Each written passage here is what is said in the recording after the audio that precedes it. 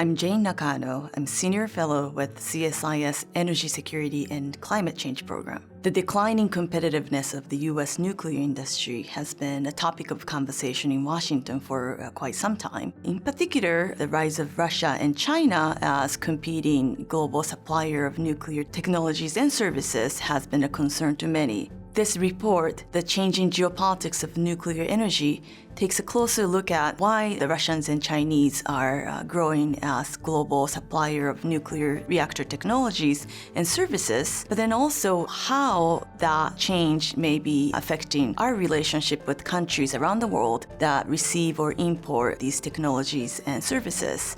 The countries where a lot of traditional suppliers of nuclear reactor technologies and services are countries that are also maturing in the demographics sense. And so there's a slowdown in the demand for power generation at home. That certainly raises the interfuel competition. In the US, for example, we have been blessed with cheap natural gas for quite some time, and also the cost of renewable power generation has been declining. It kind of makes nuclear energy less attractive from the economic perspective.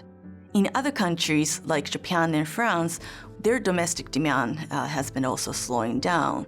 But then there's also the public acceptance issue since the Fukushima nuclear accident in Japan in 2011. Russia and China have become competitors to the U.S. nuclear industry.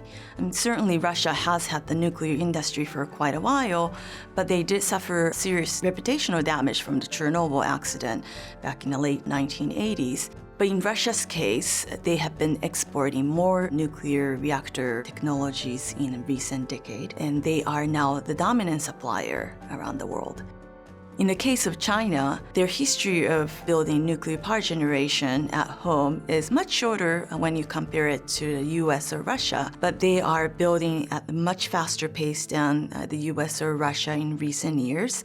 And they have a stated goal to become one of the leading, if not the top, supplier of the reactor technology in the world in coming years.